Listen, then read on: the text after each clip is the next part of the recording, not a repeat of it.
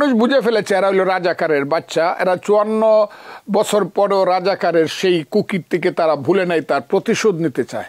Election হচ্ছে প্রকাশ্য রাজনীতির জন্য, গুপ্ত রাজনীতির জন্য না। আমি চ্যালেঞ্জ করলাম তো, একটা সিটে পাস করুক জামাত, তাইলে বলবো হ্যাঁ বাপের বেটা তোরা। শিবির ছাত্রলীগ হয়ে, হেলমেট বাহিনী হয়ে এই ছাত্র দলকে বাইরে রেখেছে। পাকিস্তানে এখন পত্রিকায় উঠে গোলাম আজমের ছেলে হবে বাংলাদেশের প্রধান সেনাপতি। সরকারকে ওখানে চুলকানি দেয়, 7 সিস্টার। যে ইলেকশন টিলেকশন কিছু না, এখন মূল কন্ট্রাডিকশন হলো এই দেশে মুক্তিযুদ্ধ থাকবে কি থাকবে না। 5ই আগস্টের অভিনেতা যারা, আমি তাদেরকে নেতা বলতে আর চাই না।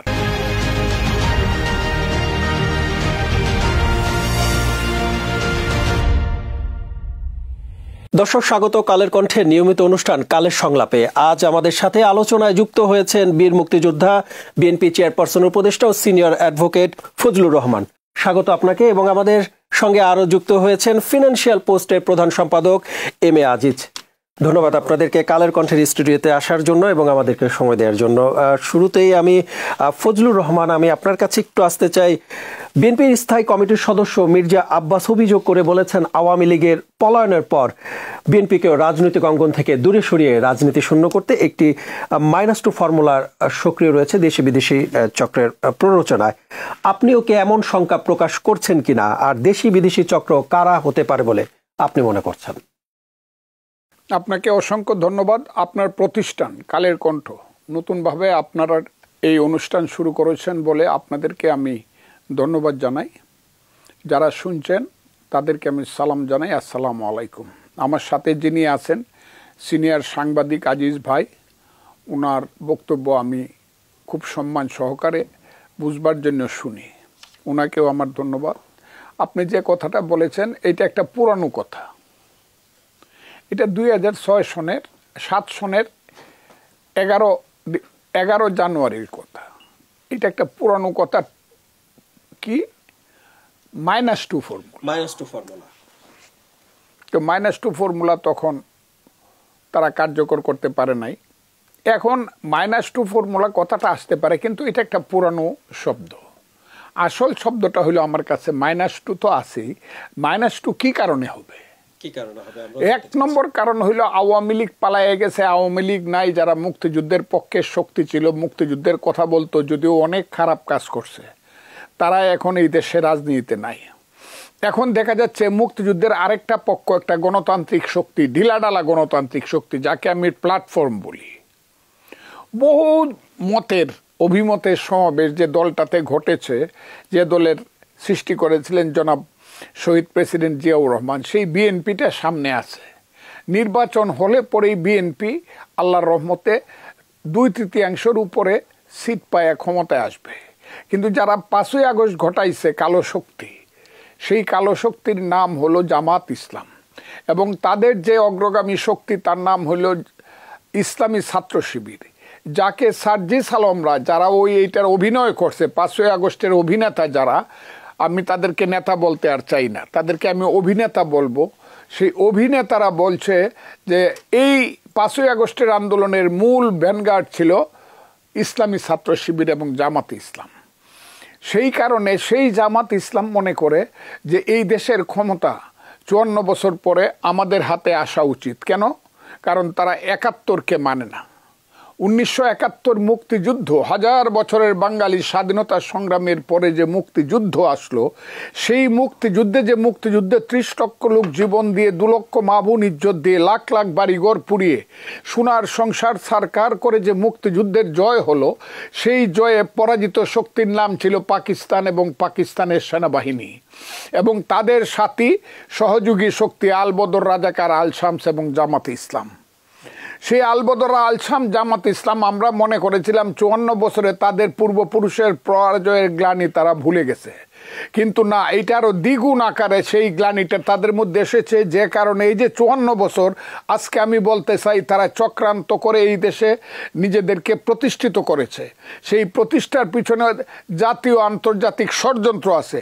সেই ষড়যন্ত্রেরই বহিঃপ্রকাশে তারা এমন একটা শক্তি হিসাবে দাঁড়াইছে, তাদের অর্থ বিত্ত সব কিছু আছে, তাদের প্রতিষ্ঠান আছে। যে কোনোভাবে তারা করছে, যদি জিজ্ঞাসা করেন আমি সেটাও বলবো। লুটপাটের মাধ্যমে হোক আর মধ্যপ্রাচ্যের টাকা এনে হোক, এই দেশে অনেকগুলো প্রতিষ্ঠান দখল করে তারা শক্তিশালী হয়েছে। তারা টাকা পয়সার মাধ্যমে তরুণ সমাজের একটা অংশকে তারা যে কোনোভাবে কনভিন্স করে আজকে একটা শক্তি নিয়ে সামনে আসছে। এবং সারা বাংলাদেশের এখন এসিলেন্ট থেকে ধরে ইউনো থেকে ধরে ওসি থেকে ধরে এসপিডিসি যা আছে উপরে সচিব পর্যন্ত বাংলাদেশের সমস্ত প্রশাসন তারা দখল করেছে। বাংলাদেশের bank, Bangladesh bank, insurance company, share market, hospital, বিশ্ববিদ্যালয়, কলেজ, বিশ্ববিদ্যালয়ের ছাত্র সংগঠন সব কিছু তারা দখল করে তারা এখন মনে করছে আমরা তো একটা আনঅফিসিয়াল ক্ষমতায় আছি, কিন্তু অফিসিয়াল ক্ষমতায় আমরা জীবনও যেতে পারবো না। কারণ ভোটের গণায় আমরা আগে ছিলাম 7%, এখন গেলে আরও 1% কমবে। কারণ মানুষ বুঝে ফেলেছে এরা হলো রাজাকারের বাচ্চা, এরা 54 বছর পরেও রাজাকারের সেই কুকীর্তিকে তারা ভুলে নাই, তার প্রতিশোধ নিতে চায়। সেই কারণে তারা নির্বাচনে যেতে চায় না। নির্বাচনে যেতে চায় একমাত্র এইভাবে যদি তারা সামনে বিএনপিকে ধ্বংস করতে পারে। কারণ বিএনপি পাহাড়ের মতো তাদের সামনে দাঁড়িয়ে আছে ভোটের বেলায়, রাজনীতির বেলায় যাই হোক। কাজে তারা বিএনপিকে ধ্বংস করতে চায় এবং ধ্বংস করার জন্য প্রথম স্লোগান দিল আস্তে আস্তে, এই ছেলেরাই দিল এবং জামাত পরে এই কণ্ঠ মিলায় বলল আমরা কি এই দেশে 5ই আগস্ট ঘটাইছি একটা নির্বাচন করার জন্য, শুধু এখানে আমরা সংস্কার করব, এইটা বললো। আমরা এটা বিচার করব এবং আমরা কি শুধু এখানে আসছি যখন দেখে যে এইটাই আর হইতেছে না, এখন বলে যে পিআর পদ্ধতিতে ভোট হবে। যে পিআর পদ্ধতি এই দেশের মানুষ বুঝে না, পৃথিবীর 2-3টা দেশ ছাড়া কোথাও পিআর পদ্ধতি নেই। অভিনব যে দাবি এবং শর্তের মাধ্যমে তারা বাংলাদেশে এমন একটা অবস্থা সৃষ্টি করেছে, যেহেতু বাংলাদেশের আর্মি এখন কি আমি আর বলতে চাই না, যেহেতু তাদের মাথার উপরে জনাব ইউনূস সাহেবের মতো একজন আন্তর্জাতিক সৎ ব্যক্তি না কনস্পাইরেটর, আমি এটাও বলতে চাই না, কিন্তু আন্তর্জাতিক মানের একজন ব্যক্তি আছে যার মধ্যে এখন লাভ এবং লোভের চিন্তা আছে। সেই ইউনূস সাহেবকে সামনে রেখে তার মাথায় কাঁঠাল ভেঙে তার কাঁধে বন্দুক রেখে এবং তার যে সন্তানেরা যাদেরকে সে বলছে ওই যে মাস্টার মাইন্ড এবং মিটিকুলাস প্ল্যানের মাধ্যমে এই যে ছেলেদেরকে সৃষ্টি করছে, এই ছেলেদেরকে সামনে নিয়ে জামাত এখন ক্ষমতায় থাকতে চায় এবং যাইতে চায়। তাদের সামনে একমাত্র পাহাড় প্রমাণ বাধা হলো বিএনপি। কাজেই তারা বিএনপিকে চক্রান্ত করে সরিয়ে দিতে চায়। তাদের প্রথম কথা ছিল ইলেকশন কি এমনি হবে। দ্বিতীয় কথা তারা শুরু করলো 2 সাপের 1 বিষ নৌকার ধানের শীষ। তৃতীয় কথা শুরু করলো 1, 2, 3, 4 তারেক রহমান অমুক ইত্যাদি ইত্যাদি। জিয়াউর রহমানের ছবিকে তারা পুরাইলো, পা দিয়ে মুড়াইলো, তারপরে তাদের শান্তি হচ্ছে না। এখন মনে করতেছে খালেদা জিয়া তারেক রহমানকে ধ্বংস করিয়া বিএনপিকে ধ্বংস করিয়া তারা এই দেশে 71-এর পরাজয়ের প্রতিশোধ নিতে চায়, যার মূল প্রমাণ আপনি আমাকে জিজ্ঞাসা করতে বলতে পারবো। এই সব রাজাকারের বাচ্চারা, আলবদরের বাচ্চা, যারা 1 নম্বর আলবদর রাজাকার এবং 1 নম্বর দালাল ছিল বাংলাদেশের গোলাম আজম, 26শে মার্চ লাখ লাখ মানুষকে হত্যা করিয়া যখন বঙ্গভবনে টিক্কা খান বসলো, তখন যে লোকটা প্রথম, যে বেঈমান প্রথম টিক্কা খানের সঙ্গে গিয়ে পায়ে হাত দিয়ে সালাম করে বলছে স্যার আমি আপনার সাথে আছি, সেই লোকটার নাম ছিল গোলাম আজম। তার সন্তান যখন এখন বলে যে বাংলাদেশে জাতীয় সঙ্গীত থাকবে না, পতাকা থাকবে না, 71-এ ফিরে যাব, তার নামে যখন পাকিস্তানে এখন পত্রিকায় উঠে গোলাম আজমের ছেলে হবে বাংলাদেশের প্রধান সেনাপতি, তখন আমার কাছে শঙ্কা হয় যে ইলেকশন কিছু না। এখন মূল কন্ট্রাডিকশন হলো এই দেশে মুক্তিযুদ্ধ থাকবে কি থাকবে না। এখন রাজাকারের বাচ্চারা চেষ্টা করতেছে মুক্তিযুদ্ধ সূর্যটাকে ডুবাইয়ে দিয়া নতুন করে আবার রাজাকারের দেশ সৃষ্টি করার জন্য। দেশ হবে মধ্যযুগীয় বর্বরদের একটা জঙ্গি দেশ, আফগানিস্তান, সিরিয়ার মতো। এইটা তারা করতে চায়। এই খেলাটা এখন বাংলাদেশে চলছে। এই খেলাটা আমার দল বিএনপি যত তাড়াতাড়ি বুঝতে পারবে তত মঙ্গল। বিএনপির নেতারা যদি তাড়াতাড়ি বুঝতে না পারবে অমঙ্গলটা তত বেশি হবে। তবে আমার কাছে এটা মনে হয় সূর্য যেন উঠবে, কারণ আমাদের নেতা মৌলবাদ বলা শুরু করছে, জঙ্গিবাদ সাম্প্রদায়িকতা বলা শুরু করছে। আমাদের আরেক নেতা মহাসচিব দেখলাম মুক্তিযুদ্ধ বড় বিপদে আছে কথা বলা শুরু করছে। আমাদের লেভেলের পরের লেভেলের যে নেতারা আছে, জয়েন্ট সেক্রেটারি লেভেলের হাবিবুর নবী সোহেলরা দেখলাম যে জামাতের এই যে 71-এর কি বলবো অপকর্ম বললে ছোট বলা হয়। এই যে জাহান্নামী কাজের বিরুদ্ধে এখন বিএনপিতে কথাবার্তা হচ্ছে এবং নয়া পল্টনের অফিসের সামনে দাঁড়ায় 1 মাস আগেও হাজারে হাজারে স্লোগান দিছে জামাত শিবির রাজাকার। এই মুহূর্তে একটু যোগ করতে চাই, তারেক রহমান আপনাদের যে নেতা আছেন, তারেক রহমান তিনি দেশে ফেরার একটি আশ্বাস এবং আস্থা তৈরি হয়েছিল যে তিনি খুব শীঘ্রই দেশে ফিরবেন, কিন্তু তার নামে যে 21 আগস্ট গ্রেনেড হামলা মামলা হয়েছিল, সেই হামলা মামলার যে রায় দিয়েছিল খালাস, সে খালাস রায় বাতিলের জন্য আবার আপিল করা হয়েছে। এটা কি তাকে আটকানোর জন্য করা হয়েছে কিনা? যে আমি সিনিয়র অ্যাডভোকেট হিসেবে বলছি, তারেক রহমানের মামলাটা কিন্তু এটা কি বলবো, ওইটা ফ্যাক্টসের কারণে বাদ হয় নাই, মুক্তি পান নাই। এটা লিগ্যাল পয়েন্টে উনি মুক্তি পাইছে, লিগ্যাল পয়েন্ট। আমার আইনগতভাবে এই মামলাটা তার বিরুদ্ধে চলে কিনা বলছে যে আইনগতভাবে এই মামলাটা তার বিরুদ্ধে এইভাবে চলে না। এখানে কিন্তু সাক্ষী সাবুত হয়ে যে হাইকোর্টে আর সুপ্রিম কোর্ট অ্যাপিলেট ডিভিশনে যে কারণে গেছে, এটা নিয়ম, সরকারকে যেতেই হবে। এটা হলো যেতে হবে, এটা প্রসিডিউরাল ব্যাপার।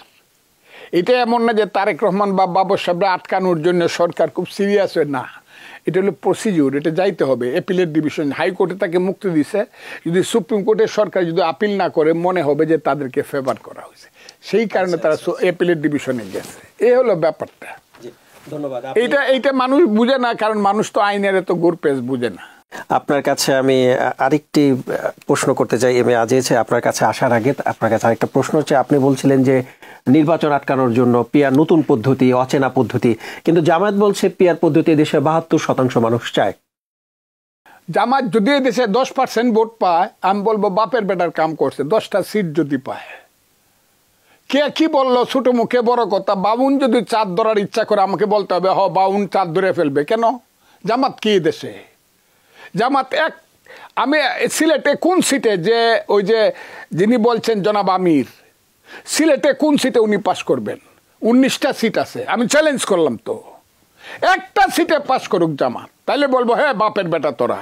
আর যে লোকটি এখন বেশি বেশি কথা বলে, 14 গ্রামের লোকটি, ওই মুক্তিযোদ্ধার গলায় মালা দিয়া, দেখা যাবে এরা কেমনে ইলেকশনে পাস করে, এই 14 গ্রামে কেমনে পাস করে, এইসব যে মুক্তিযোদ্ধার গলায় মালা দিয়া, যদি মুক্তিযোদ্ধারা বেঁচে থাকে দেখা যাবে। জামাতের কথা ওই যে 72% ভোটটা কর। এখন তো সংবিধান আছে, সংবিধান পরিবর্তন করার রাইট তো এখন কারো নাই, প্রস্তাবনা হইতে পারে। সংবিধান পরিবর্তন করবে তো parliament through a process of constitution, ওই কনস্টিটিউশনের প্রসেসে আয়। যদি বলে মানুষে ইয়েস জামাতের পিয়ার ভোট আমরা সমর্থন করি, তাকে বেশি ভোট দিয়ে তারা পিয়ার করুক। এখন কইলেই হইব আমার 7টা করে বিয়া করায় দেন, আমাকে অমুকটা করায় দেন, এগুলো বললেই হবে, খালি চাইলেই হবে। এখন ভোট হবে অ্যাকর্ডিং টু কনস্টিটিউশন, যে কনস্টিটিউশন সেই কনস্টিটিউশনের ভিত্তিতে জাতীয় নির্বাচন হবে। আমি আপনার কাছে এই বিষয়ে আরো একবার ফিরবো। জনাব এম এ আজিজ, আমি আপনার কাছে একটু আসতে চাই। সেটা সম্প্রতি সামাজিক যোগাযোগ মাধ্যমে বেশ আলোচনা হয়েছে যে ভিন্ন দেশে আওয়ামী লীগ অফিস খুলেছেন। এই ভিন্ন দেশে আওয়ামী লীগ অফিস খোলার পর বাংলাদেশ থেকে বিবৃতি দেওয়া হয়েছে এবং অফিস বন্ধ করার জন্য ভারতকেও বলা হয়েছে। এবং এই যে ভিন্ন দেশে আওয়ামী লীগের অফিস খোলা, এটা রাজনীতিতে কি বার্তা দিচ্ছে? ধন্যবাদ আপনাকে। ভিন্ন দেশ নয়, ভারতের কলকাতায় এটা বিবিসি নিউজ করেছে এবং সেখানে আপনার সব আওয়ামী লীগের নেতারা যারা ওই দেশে আশ্রয় নিয়েছে তারা ওখানে যাতায়াত করে, মিটিং করে এবং ওখান থেকে বাংলাদেশের সংগঠন কিন্তু চালায়। তারা ওখান থেকেই কাজ করে, কারণ এখন তো জানেন ইন্টারনেটের যুগ, কথা বলা, হোয়াটসঅ্যাপে কথা বলা তো কোনো সমস্যা না। দ্বিতীয়ত সরকার থেকে কালকে বলা হয়েছে যে যদি শেখ হাসিনার যদি কোনো বক্তব্য আপনার কোনো মিডিয়া প্রচার করে তাহলে তার বিরুদ্ধে আইনি ব্যবস্থা নেওয়া হবে, এটা বলা হচ্ছে। তো দেখেন, আইনি ব্যবস্থা তো আইনটা হতে হবে। যেমন একসময় তারেক রহমানের বক্তৃতাও ফ্যাসিস্ট সরকার শেখ হাসিনা বলেছে নিষিদ্ধ, লাদেনের বক্তব্য কিন্তু প্রচার হয়েছে। আমার বক্তব্য হচ্ছে আইন করেন। এইভাবে তো এটাও তো এক ধরনের, আমি বলবো যে এটাও এক ধরনের কিন্তু বাক ব্যক্তি স্বাধীনতাকে রুদ্ধ করা। তা আপনি কলকাতায় অফিস করেছে, আপনি তো তার সাথে কূটনৈতিক তৎপরতা চালান যে আমাদের দেশে পলাতকরা কেন এদেশে গণতন্ত্রকে হত্যা করেছে, আয়নাঘর করেছে, মানুষজন খুন করেছে, কেস করেছে, মামলা করেছে, সে পালিয়ে গেছে।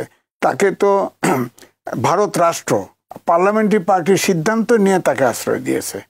সে কোথায় থাকে এটাও বোঝা মুশকিল। ওখান থেকে আপনার অনলাইনে কথা বলে, নির্দেশ দেয়, বিভিন্ন সময় কথা বলে।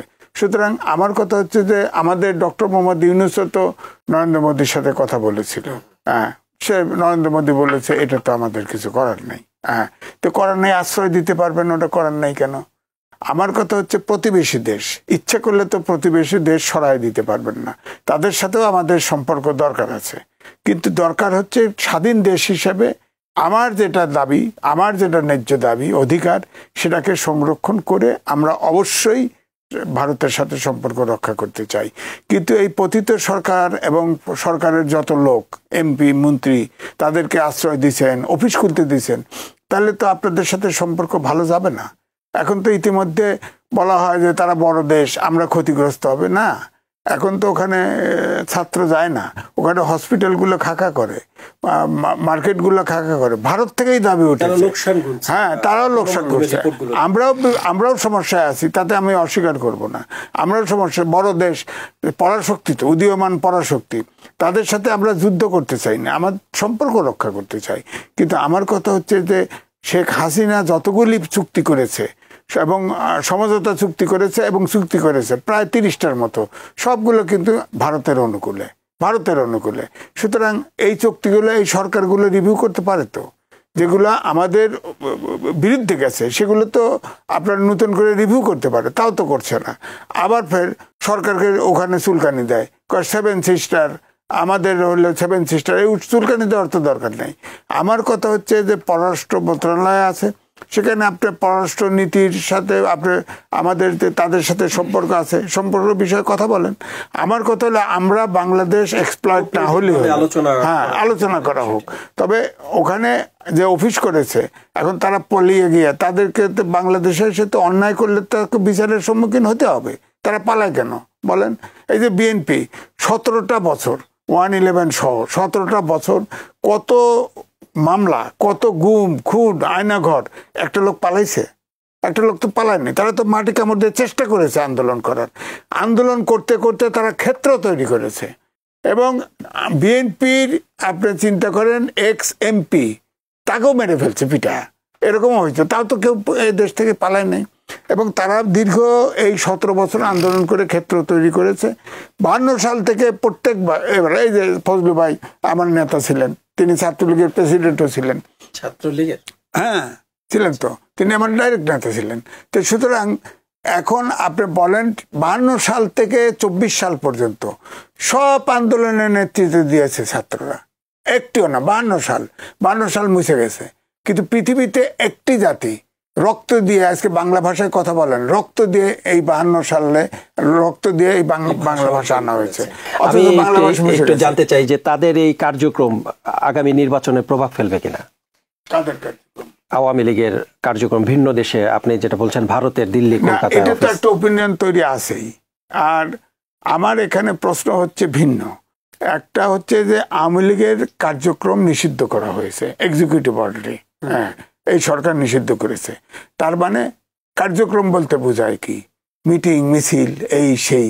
এখন আমার বিতর্কটা এই জায়গায়, কলকাতা অফিস করলো কেন? বাংলাদেশে করতো, তার তো কার্যক্রম নিষিদ্ধ, দল কিন্তু নিষিদ্ধ না। এখন ধরেন সামনে নির্বাচন আসছে, মানে চলমান প্রেক্ষাপটে তারা বাংলাদেশে অফিস খুলতে পারতো কিনা? বিএনপি 17 বছর থাকলো কি করে? তারা মামলা খাইছে, লক্ষ লক্ষ মামলা, লক্ষ লক্ষ মানুষ হত্যা করছে, লক্ষ লক্ষ মানুষ গুম, ইলিয়াস আলী সহ অনেক মানুষ গুম, এখনো হদিশ নাই। তারা তো দেশ ছাড়ে নাই, পালায় নাই। তারাও তো পালাতে পারতো। ভারতে না গেলে পাকিস্তানে যাইতো, পাকিস্তানে না গেলে চীনে যাইতো। পালানোর তো জায়গা, পৃথিবীতে বিশ্বায়নের যুগে পালানোর কোনো জায়গার অভাব নাই। পালাতে পারতো, পালায় নাই তো। 17 বছরে ক্ষেত্র তৈরি করছে, ছাত্ররা সামনে সারি আসছে, সরকার পালায় গেছে। জি, ধন্যবাদ। জনাব ফজলুর রহমান, আরেকবার ফিরতে চাই আপনার কাছে। নির্বাচন নিয়ে কথা হচ্ছিল আপনার সাথে। গ্রহণযোগ্য নির্বাচন অনুষ্ঠানে বা অনুষ্ঠিত করার জন্য ইসির, বর্তমান ইসির সক্ষমতা কেমন দেখছেন? আমি 1964 সনে প্রথম ভোট দিছি, 1964। হ্যাঁ, এটা আইয়ুব খানের আমলে।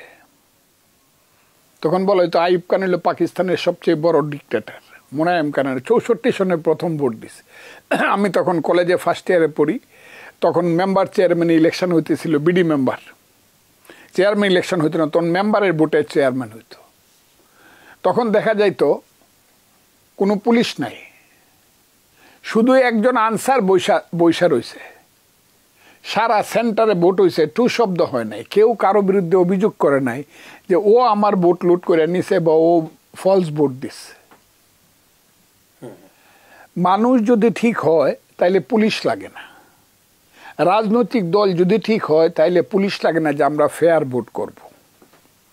আমি মনে করি এইটা কোনো সময়ই কারো পক্ষে লুট করা সম্ভব না।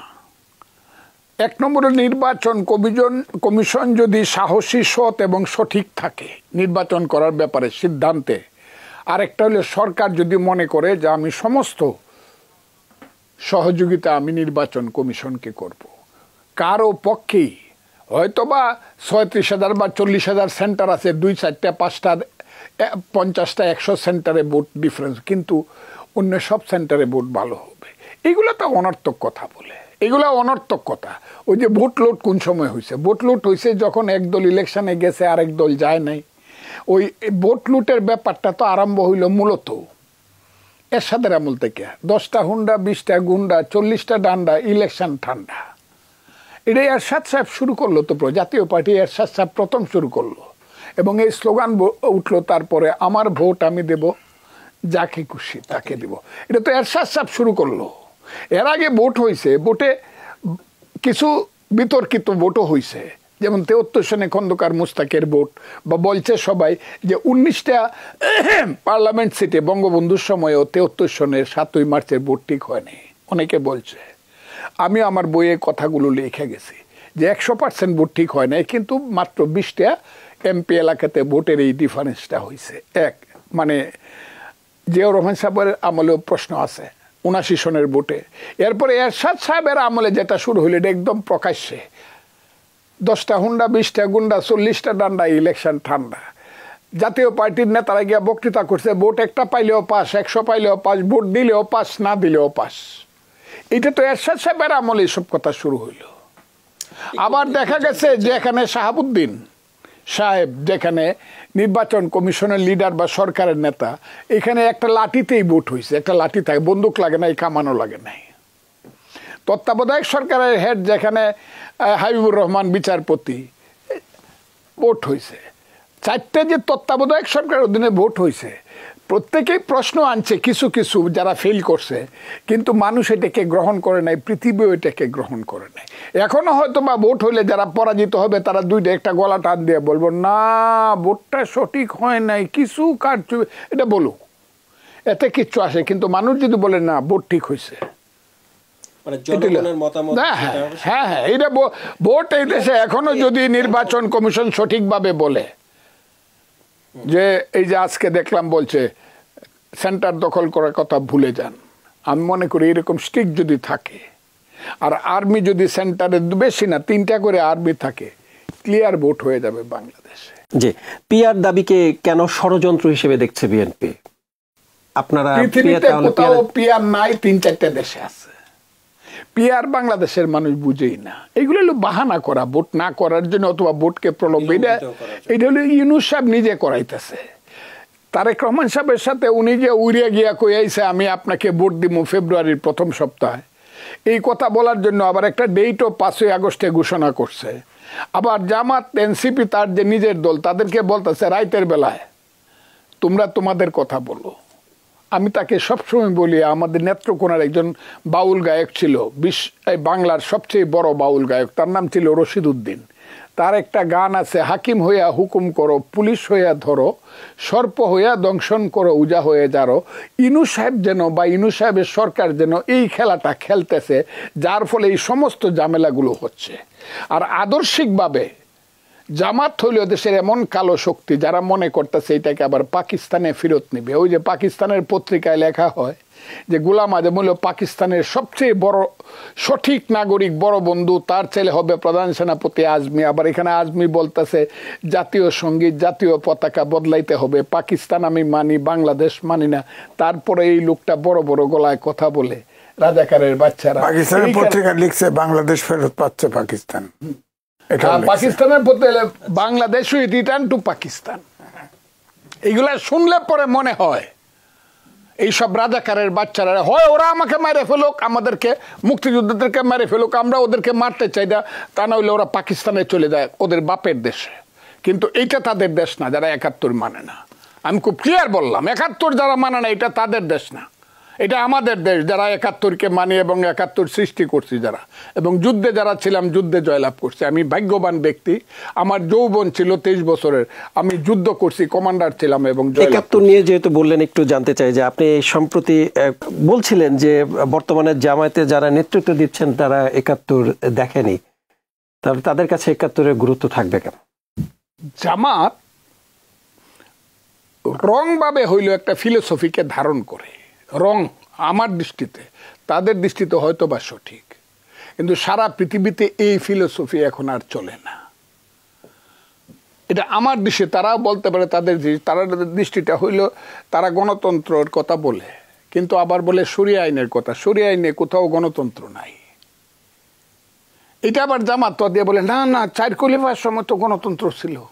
আমাদেরকে বুঝা যেন আমরা ইসলামের ইতিহাস পড়ি নাই। সব মানুষ পৃথিবীতে বোকা, এরাইলো বুদ্ধিমান। শরিয়া আইনে তো কোনো গণতন্ত্র নাই এবং হারাম বলে, গণতন্ত্র হলো হারাম।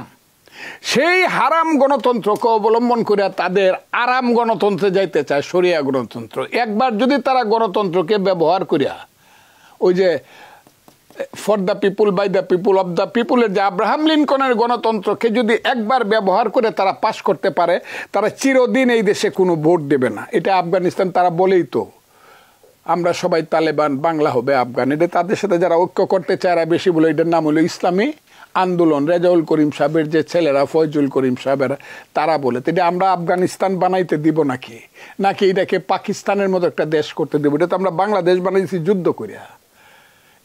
এটার পিছনে তো রক্তের সাগর আছে, এই রক্তের সাগর পার হয়ে তো আমাদেরকে যুদ্ধ করে জিততে হয়েছে।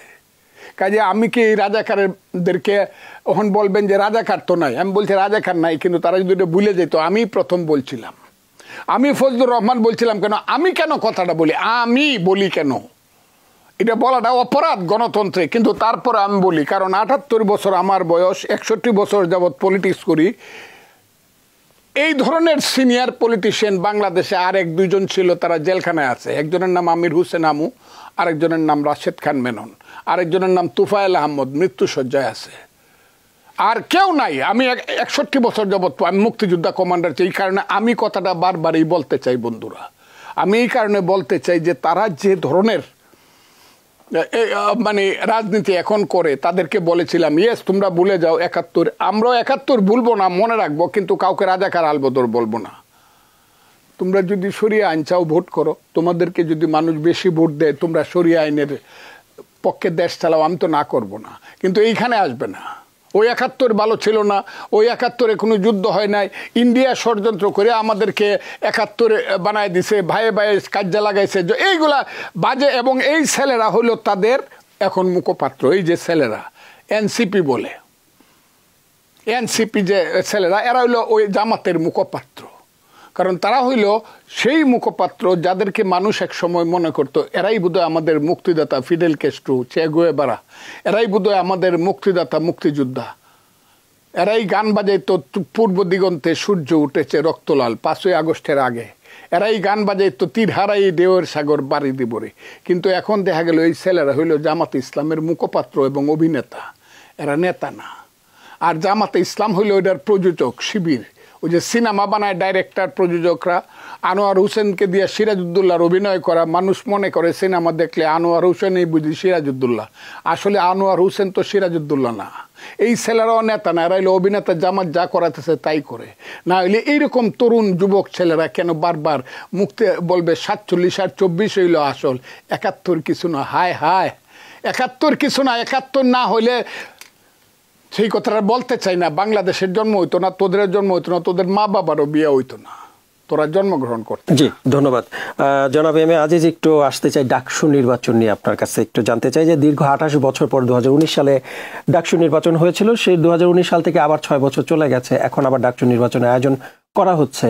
এখন এই চলমান প্রেক্ষাপটে জাতীয় নির্বাচনের আগে ডাকসু নির্বাচন কতটা গুরুত্বপূর্ণ? অনেকেই এই প্রশ্ন তুলছে, যেখানে জাতীয় নির্বাচন সামনে, সেখানে এই টুকরা টুকরা নির্বাচন হওয়ার তো দরকার ছিল না, পরে হতে পারত। এটাও এক ধরনের যে এই যে ঢাকা বিশ্ববিদ্যালয়ে আপনি দেখেন যখন ছাত্র আন্দোলন হলো, বৈষম্য বিরোধী আন্দোলন করলো, পরে যখন এই ভিসি মিটিং ডাকলো, তখন হঠাৎ করে একজন পরিচয় দিল যে আমি ছাত্র শিবিরের প্রেসিডেন্ট ঢাকা বিশ্ববিদ্যালয়ে। অর্থাৎ এই ছাত্রলীগ নামে, হেলমেট বাহিনী নামে এই ছাত্র শিবিরের ছেলেরা ছিল ঢাকা ইউনিভার্সিটিতে, এখনো হলগুলো তাদের দখলে আছে। হ্যাঁ, এই যে গুপ্ত, এখানে প্রকাশ্য রাজনীতিতে আসতে হবে। ইলেকশন হচ্ছে প্রকাশ্য রাজনীতির জন্য, গুপ্ত রাজনীতির জন্য না।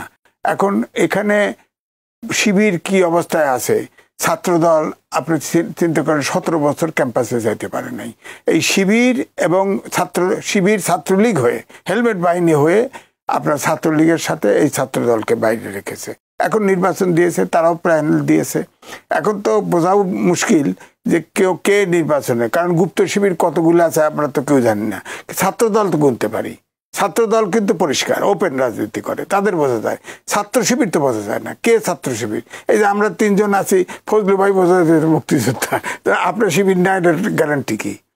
আপনি জামাত না, এটার গ্যারান্টি? কারণ গুপ্তভাবে সব দলের ভিতরে জামাত বা ছাত্র শিবির আছে। সুতরাং তারা তো গণতন্ত্রে, এই জন্যই আমি বলবো যারা আন্ডারগ্রাউন্ড পার্টি করে, যারা গুপ্ত রাজনীতি করে, তারা তো গণতন্ত্রে বিশ্বাস করতে পারে না, এবং তারা গণতান্ত্রিক রাস্তায় তাদেরকে আসতেও দেওয়া উচিত না। সুতরাং ঢাকা ইউনিভার্সিটির নির্বাচনে কয়েকটি প্যানেল হয়েছে, স্বতন্ত্র প্যানেলও হয়েছে, ছাত্র দলও দিয়েছে, ছাত্র শিবিরেও আলাদা প্যানেল দিয়েছে। এখন আপনার ধরেন নির্বাচন হয়তো হবে, নির্বাচন হলে এখন আমার বক্তব্য হলো যদি ছাত্র শিবিরের শক্তি খুব কম না, তবে ছাত্র শিবির যদি জেতে তাহলে বুঝতে হবে যে বাংলাদেশটা আর মুক্তিযুদ্ধের পক্ষে থাকছে না।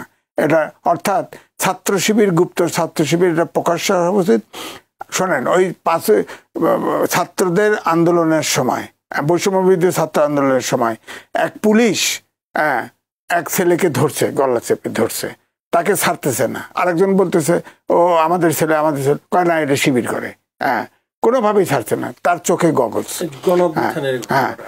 হ্যাঁ হয়েছে। তখন ওই আমার ওয়াইফ বসা ছিল, আমি বললাম যে শোনো, চীনে গগলস তৈরি করেছে, এটা আর্টিফিশিয়াল ইন্টেলিজেন্সের মতো। অর্থাৎ ওই গগলস পরে চোখের দিকে তাকাইলে, ফেসের দিকে তাকাইলে বোঝা যাবে সে কি পলিটিক্স করে, কি তার চরিত্র। এখন ঢাকা ইউনিভার্সিটিতে ওই চশমা পরাই দিতে হয়, পুলিশ লাগাই দিয়ে এটা তদন্ত করে গুপ্ত রাজনীতি যারা করে তাদেরকে হল থেকে বের করা, অর্থাৎ সমান লেভেল প্লেয়িং ফিল্ড তৈরি করা। এখন তো লেভেল প্লেয়িং ফিল্ড নাই। এখন ধরেন যে ঢাকা ইউনিভার্সিটির যে ভিসি, তার সম্পর্কে তো প্রশ্ন উঠেছে, সে জামাতে ইসলামের লোক, এই প্রশ্ন আসছে। এখন নাইলে এই নির্বাচনটা তৈরি করে সামনে আনলো কেন আগে, এটাও একটা প্রশ্ন। লেভেল প্লেন ফিল্ডের কথা যেহেতু বললেন, একটু জানতে চাই যে লেভেল প্লেন ফিল্ড যেহেতু নেই, তো এই নির্বাচন নিয়ে যদি কোনো সহিংসতা তৈরি হয়, তাহলে এই সহিংসতা জাতীয় নির্বাচনে কতটুকু প্রভাব ফেলবে বলে মনে করেন আপনি? না, এটা তো অবশ্যই কিছুটা প্রভাব তো ফেলবেই। ঢাকায় বিশ্ববিদ্যালয়ের একটা জায়গায় সীমাবদ্ধ, ধরেন জাতীয় নির্বাচন আলাদা, একদম সম্পূর্ণ আলাদা, কিছু তো হবেই। কারণ ঢাকা ইউনিভার্সিটি যতই বলেন সকল আন্দোলনের সূতিকাগার, সকল আন্দোলন কিন্তু ঢাকা বিশ্ববিদ্যালয় থেকে হয়েছে। এখন ধরেন কোনো কারণে ছাত্রদল না দিতে যদি শিবির যেতে, এই ঢাকা ইউনিভার্সিটি কিন্তু আর আন্দোলনের সূতিকাগার থাকবে না, কারণ ছাত্র শিবিরের নেতৃত্বে কেউ নির্বাচন আন্দোলনে যাবে না তো। সুতরাং চরিত্র পাল্টায় যাবে, ঢাকা ইউনিভার্সিটির চরিত্র পাল্টায় যাবে। এবং এই জন্য আমি বলছি, দেখেন এখন বাংলাদেশে যত ভিসি হয়েছে, অধিকাংশ ভিসি হলো জামাতের, অধিকাংশ ভিসি। এই যে ফজলু ভাইয়ের এলাকায় তাকে ফেল করানোর জন্য সব প্রশাসনের লোক, সব জামাতের লোক বসায় দিছে। বসায়, যেখানে যেখানে বিএনপির প্রার্থী আছে, বিশেষ করে মুক্তিযোদ্ধার প্রার্থী, সব জায়গায় কিন্তু এটা অর্গানাইজ করতেছে তারা। এবং তারা তো, আপনি চিন্তা করেন, তারা তো ধর্মেও বিশ্বাস করে না। আপনি ওই ইসলামিক আন্দোলন বাংলাদেশ বলছে না, যদি কোনো দেশে যদি বামরাও ক্ষমতা দখল করে, সেখানেও ইসলামের উত্থান হবে। কিন্তু জামাত যদি দখল করে, কিয়ামতেও ইসলাম হবে না। জামাতের ইসলামের লোকরা বলে না যে বাড়ি পাল্লায় ভোট দিলে বেহেশত পাওয়া যাবে। আরে ভাই, কোরআনে লেখা আছে যে বেহেশত দোজখ সৃষ্টি করেছে আল্লাহ, বিচার করবে মানব জাতি, বিচার করবে আল্লাহ। হ্যাঁ, বেহেশত দোজখ কে দোষী কে নির্দোষ নির্ধারণ করে বেহেশত দোজখ বরাদ্দ করবে আল্লাহ। জামাতকে, জামাত তো যে এই কথা যে বলতেছে, আমার এই জন্য বিশ্বাস হয় জামাত যতগুলো লোক করে, যদি আল্লাহ এবং কোরআন সত্য হয় তাহলে অবশ্যই সবগুলো লোক কিন্তু আগে দোজখে, এখনই তাদের জন্য দোজখ বরাদ্দ হয়ে রয়েছে, দোজখে যাবে। কারণ তারা আল্লাহকে চ্যালেঞ্জ করছে। আল্লাহ এক, অদ্বিতীয়, আল্লাহ সবচেয়ে ক্ষমতা। মুসলমান হলে বিশ্বাস করে, তারা তো তাকে অথরিটি চ্যালেঞ্জ করছে, দাড়ি পাল্লায় ভোট দিলে বেহেশত যাবে। বলেন, এটা শিরক, তারা কাফের, তাদের তো হবে না। তারপরে মওদুদি নবীকে তারা করছে, সমালোচনা করছে, যার ফলে কোনো ইসলামিক দল, আপনি ইউটিউব খুলে দেখেন, সব আলেম জামাতের বিরুদ্ধে নেমে গেছে যে এরা ইসলামিক দল না, ইসলামিক ব্যবসায়ী, ইসলামকে পুঁজি করে তারা রাজনীতি করে। সুতরাং এই দেশে যদি জামাত ইসলাম, বিশেষ করে আমি বলবো, হ্যাঁ, যদি আলেম ওমরা সামনে আসে তাও একটা কথা, কিন্তু ইসলাম যদি জামাত ইসলাম যদি ক্ষমতায় আসে কোনোদিন, তাহলে আপনি দেখবেন এই দেশের মুক্তিযুদ্ধের চেতনা, বাংলাদেশের চেতনা হবে না। এই যে পত্রিকা ইতিমধ্যেই জামাতের উত্থান, দক্ষিণপন্থীর উত্থান ঘটার সাথে সাথে পাকিস্তানের পত্রিকায় কিন্তু ঠিকই লিখছে যে পাকিস্তান, পূর্ব পাকিস্তান ফেরত পাচ্ছে, বাংলাদেশ ফেরত পাচ্ছে। এটা অবিনাশ সাইন। আপনি যারা মুক্তিযুদ্ধ দেখে নাই তারা কল্পনাও করতে পারবে না। যারা মুক্তিযুদ্ধ করেছে তারা 1 মিনিটের জন্য বাঁচবে এই চিন্তাও করে নাই, কেউ করে নাই। এবং বাংলাদেশ মুক্তিযুদ্ধ কোটি কোটি লোকের জীবন দিয়েছে, কত সম্পদ নষ্ট হয়েছে, কত মানুষ বীরাঙ্গনা হয়েছে, কত কত ক্ষতি, এটার সাথে কোনো কিছুর তুলনা চলবে না। ধন্যবাদ। জীবনের সব আয়োজন এখানে একসাথে। জনাব ফজলুর রহমান, একটু ফিরতে চাই আপনার কাছে। এম এ আজিজ যিনি বলছিলেন যে জামায়াত বিভিন্ন প্রশাসন দখল করেছে, ভার্সিটি দখল করেছে। আপনাদের এক নেতা সম্প্রতি বলেছেন যে জামায়াত ভার্সিটি দখল করছে, প্রশাসনে বড় বড় চেয়ার দখল করছেন, এবং আদালতে যে বিচারক আছেন তাদেরও ম্যাক্সিমাম জামায়াত। এবং তিনি বলেছেন যে শুধু নেতা হলেই হবে না, নেতার যোগ্যতা থাকতে হবে। আর বিএনপি, তিনি বলছেন, এটাও বলেছেন যে বিএনপি শুধু দখল করছে বাস স্ট্যান্ড এবং লঞ্চ ঘাট। তো নেতা হতে হলেই হবে না, নেতার যোগ্যতা থাকতে হবে। এটা জামাতের উনি দুর্নাম করেনি, উনি বুঝাতে চেয়েছেন যে জামাতের যোগ্যতা বেশি। আপনার কাছে কি মনে হয়? আমার কাছে এটা মনে হয় না। উনি যত বড় মানুষ, উনি আর্মির মানুষ, ওনাকে আমি শ্রদ্ধা করি। বয়সে হয়তো বা আমার বড় হবেন, নাও হইতে পারেন। যে বলছেন, আমি নামটা আর বললাম না, যে জামাত খুব যোগ্য দল, ডিসিপ্লিন দল, কইছে না? ডিসিপ্লিন কিন্তু যারা ডাকাতি করে, মকিম গাজী, তাদেরও কিন্তু একটা ডিসিপ্লিন থাকে। এমনকি এমন একটা ডাকাত দল যারা মরুভূমির ডাকাত ছিল, মরু ডাকাত ছিল, বাচ্চা ইসাকাও, তারাও কিন্তু একসময় আফগানিস্তানের ক্ষমতা দখল করছিল। এদের একটা ডিসিপ্লিন ছিল, ডাকাতদের একটা ডিসিপ্লিন ছিল। খালি ডিসিপ্লিনের উপরে নির্ভর করে না যে এটা একটা ভালো রাজনৈতিক দল। ভালো রাজনৈতিক দল নির্ভর করে ফিলোসফির উপরে, ইডিওলজির উপরে, আদর্শের উপরে। কারণ আমি সবসময় মুক্তিযুদ্ধে যখন গেছি, আমি যখন হায়ার ট্রেনিংয়ে গেছি, মেজর জেনারেল মালহোত্রা নামে ইন্ডিয়ান যে জেনারেল আমাদেরকে পলিটিক্সের ট্রেনিংটা দিত, উনি আমাদেরকে বলতো, you the leaders of Bangladesh, this is not the arms that fights, but the man behind the arms and ideology behind the man that fights. অস্ত্রটা যুদ্ধ করে না, অস্ত্রের পিছনে একটা মানুষ থাকে, মানুষের পিছনের আদর্শটা যুদ্ধ করে। সেই আদর্শ জামাতের কি? জামাতের আদর্শ হইল বর্বর মধ্যযুগে এবং পাকিস্তানে ফিরে যাওয়ার যে আদর্শ, সেই আদর্শ আমরা কি দেখেছি 71 সনে? নারী ধর্ষণ করা, মানুষের বাড়িঘর পুড়িয়ে দেওয়া, মুনির চৌধুরী সহ শত শত, মুনির চৌধুরী কি বলবো আপনাকে, শহীদুল্লাহ কায়সার সহ যত আছে, শত শত বুদ্ধিজীবীকে হত্যা করা, জিসি দেব সহ, এই হত্যাকাণ্ড হইল জামাতের আদর্শ। যে দলের আদর্শ হইল বুদ্ধিজীবী হত্যা করা, নারী ধর্ষণ করা, বাড়ি পুড়ায় দেওয়া, সেই দল যদি তাদের সেই রাজনীতি নিয়ে বৈশা বলে যে আমরা খুব ডিসিপ্লিন একটা দল, হ্যাঁ ডাকাত দল তো ডিসিপ্লিন হয়, তুই ওখানে বাঁশি ফু দিবে, আমি ওখানে দাঁড়ায় মানুষ ফিরাবো, তুই গিয়া মেয়ের গলার হার ছিনতাই কিভাবে করে কত দ্রুত খোলা যায়, এদের তো একটা ডিসিপ্লিন আছে। আমি এই ডিসিপ্লিনে বিশ্বাস করি না। বিএনপি একটা ঢিলাঢালা রাজনৈতিক দল, এখানে সব দলের মানুষকে আসার সুযোগ দেওয়া হয়েছে। শত ফুল না হইলে যেমন একটা বাগান হয় না, শত মতের মানুষ না হইলে একটা রাজনৈতিক দল হয় না, মতের নট আদর্শের। কিন্তু যখন নেতৃত্ব যখন আদর্শের পক্ষে সিদ্ধান্ত দিব, সেই সিদ্ধান্তে দলটাকে চলতে হবে। বিএনপি ঢিলাঢালা দল, কেউ মুক্তিযুদ্ধে গেছে, কেউ আর মুসলিম লীগের পরিবার থেকে আইছে, তার বাপ হয়তো বা শান্তি কমিটির চেয়ারম্যান ছিল, আসছে, কিন্তু তারা মুক্তিযুদ্ধ মানিয়ে আসছে। আমি যে কথাটা বলতে চাই, যে ওই যে উনি যে কথাটা তার কথাটাকে আমি প্লাস করতে চাই। You can bluff some man for many times, many man for some times, but not all man for all Times.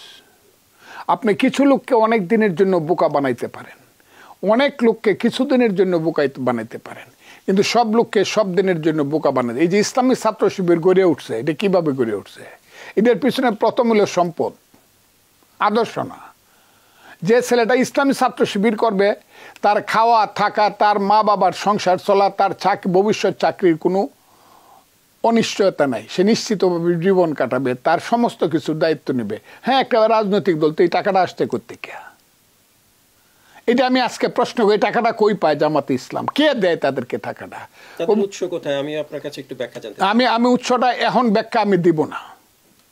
উৎসটা তাদের হইল হাউজিং ব্যবসা, উৎসটা তাহলে মধ্যপ্রাচ্য, উৎসটা তাহলে এতিমের টাকা মারে দেওয়া, মধ্যপ্রাচ্যের থেকে আইনা লীলার টাকা মারে দেওয়া, এই সব কিছু মিলে আমি কথাটা বলতেছি। আমি বললে পরে আবার কালকে দেখবেন 1 লাখ গালি শুনতেছি আমি। এদের টাকা আসে করতে কে? এরা কি মহা জমিদারের ছেলেকে? হ্যাঁ, জমিদারের ছেলে আছে। সিলেটের হাউজিং ব্যবসা হলো বাংলাদেশের ঢাকার পরে সবচেয়ে বড় ব্যবসা। সেই ব্যবসাতে সব জামাতে ইসলামী গোপনে করে এবং প্রকাশ্য করে সারা দেশ। আমি কথাটা শেষ করে ফেলতেছি। কাজে ঢাকা ইউনিভার্সিটিটাকে আমি বলছি, প্রথম আমি বলছি, আজিজ ভাইরা কি বলবো, আমি বলছি এটা একটা সিনিয়র মাদ্রাসা, রাজাকারের বাচ্চারা এখানে ভাইস চ্যান্সেলর, এর জন্য খুব খুশি হয়ে একটা ইলেকশন দিছে যাতে শিবির আইসা পড়ে। কিন্তু আমি একটা কথা বলে দেই আপনাকে, আপনি আজকে জয় করতে পারেন, কিন্তু আপনি যদি শিবিরের মতো ওই বর্বরতার মধ্যে খুব সুফি সাদি দেখাইলাম, আমরা খুব সৎ মানুষ, আমরা টাকা কেউ চান্দাবাজি করি না, কিন্তু গোলাম আজম নিজামীর ছবি আপনি টাঙ্গাইবেন, কাদের মোল্লার ছবি, আর স্লোগান দিবে গোলাম আজম বাংলায় মুক্তিযুদ্ধের ঠাঁই নাই, এইটা কিন্তু পরাজিত হবে। এবং এটার সঙ্গে সঙ্গে শিবির পরাজিত হবে, আজকে না হোক কাল, কাল না হোক পরশু।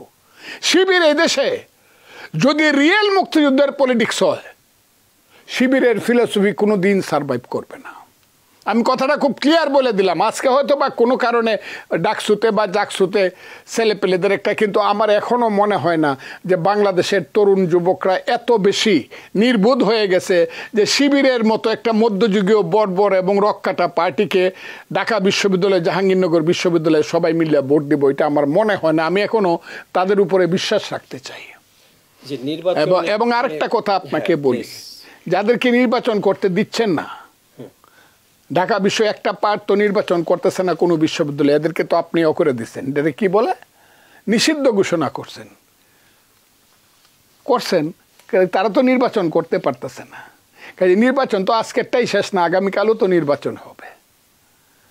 ঠিক আছে কথাটা? একসময় ছাত্র ইউনিয়ন ঢাকা ইউনিভার্সিটিতে ডাকসুতে সবচেয়ে বেশি পাস করতো, ছাত্র ইউনিয়ন, বাংলাদেশ ছাত্র ইউনিয়ন। এখন খুঁজেও বাংলাদেশ ছাত্র ইউনিয়ন পাওয়া যায় না। রাজনীতি কিন্তু একটা গতি প্রকৃতিটা হইলে হোম, আজ যে আছে কাল সে থাকবে না। সিরাজুল আলম খানের আমি শিষ্য, উনি বলছিলেন রাজনীতির নেতৃত্ব কিন্তু হাঁটতে হাঁটতে এক পকেট থেকে আর এক পকেটে চলে যায়। জামাত আজকে যে উত্থানটা হয়েছে, ভোটটা হওয়ার পরে যদি ভোট হয় দেশে, ইউনূস সাহেবরা যদি ভোটটা দেয়, তাহলে দেখতে পারবেন জামাত কত পার্সেন্ট ভোট পায়। আর ইউনূস সাহেবরা যদি ভোটটা না দেয়, এই দেশে কি হবে আল্লাহ জানে, আমি জানি না। আচ্ছা, তাহলে জামাত কত পার্সেন্ট ভোট পায় সেটি যেহেতু একটা জানার বিষয়, একটু আপনাকে একটা বিষয় তুলে ধরেছে।